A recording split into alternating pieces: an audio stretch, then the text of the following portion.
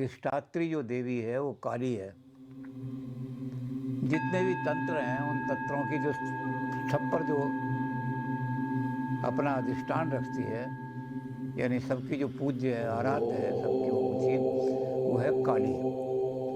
काली का रूप जो है वो बड़ा भयंकर रूप है। इसके बारे में एक दिन हम बात भी कर रहे थे, थोड़ा सा जिक्र किया था अति सौम्य अति रौद्राय में, कि काली का रूप बड़ा रौद्र है।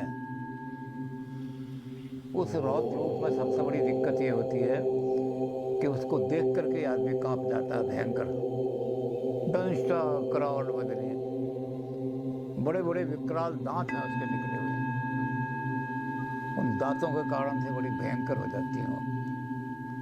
और शिरोमाल विभूषणी, जितने भी राक्षस हैं उनका सर काट करके उस खोपड़ी की माला से अपने आप को श्रृंगार करती है। वो खोपड़ियों की माला सारे जितने राक्षसों को मारा उनका श्रृंगार का एक रूप है। उनके रक्त से, उनके शोणित से अपनी खप्पर भरती है, जिस खप्पर से उनकी प्यास बुझती है। वो खप्पर जो है भरा हुआ होता है, तब वो शोणित की रास से, तो उनका बड़ा भयंकर रूप है। उसके बारे में दूसरी चीज़ भी देखी थी हमने कि जो तंत्रों का भयंकर रूप सिद्ध करते हैं, घोर तंत्र जिनको कहते हैं, उनमें क्या करती हैं महाकाली,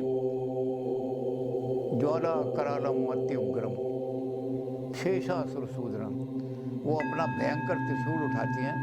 वैसे तो उनके सारे हाथों में हथियार हैं, शंखम चक्र गदा शूल। तो शंख है एक हाथ में, एक में चक्र है, एक में गदा है, एक में शूल है।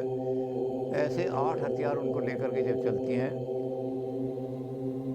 तो उसमें त्रिशूल में क्या होता है कि जब वो भयंकर रूप धारण करती हैं तो त्रिशूल के अंदर बड़ी बड़ी ज्वालाएं निकलने लगती हैं, और जो उन ज्वालाओं के निकट में आ जाता है वो भस्म हो जाता है। तो काली का रूप बड़ा भयंकर है, महाशक्ति है।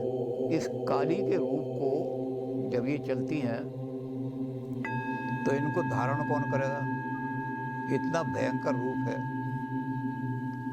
तो इनके आगे आगे जो है हनुमान जी चलते हैं ध्वजा लेकर के। शक्ति आ रही है, बच जाओ। जिसने इसकी शरण में आना है वो इसकी शरण में आ जाओ, और जिसने शरण में नहीं आना वो अपने नाश के लिए तैयार हो जाओ। तो शक्ति की घोषणा करने वाला आदमी जो है उनको लंगुर वीर कहते हैं।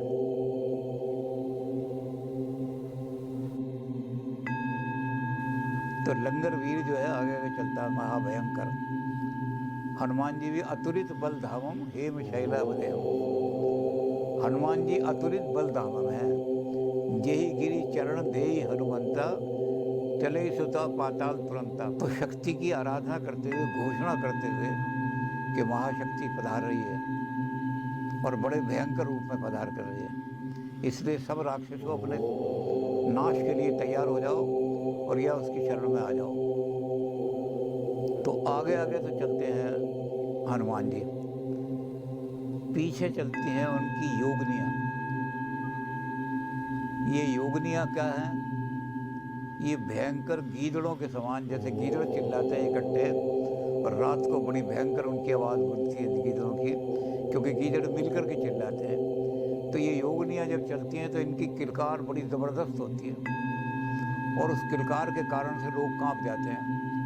तो जिन राक्षसों को ये गिराती जाती हैं, मारती जाती हैं, उनका मुंड तो ये अपने गले में डाल लेती हैं, और उनका जो शरीर है, उनके शरीर को योगनियाँ खा करके, योगनियाँ मांगती हैं, लाओ मांस, रक्तिम बलि चढ़ाओ।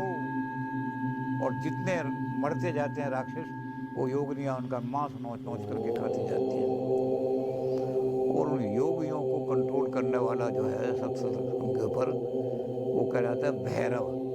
संस्कृत में भैरव का मतलब होता है भयंकर,